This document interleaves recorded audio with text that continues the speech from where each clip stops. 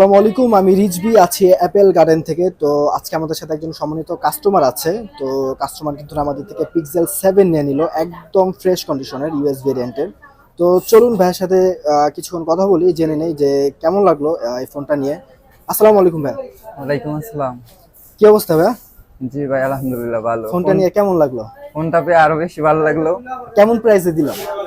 আলহামদুলিল্লাহ, মোটামুটি ভালোই।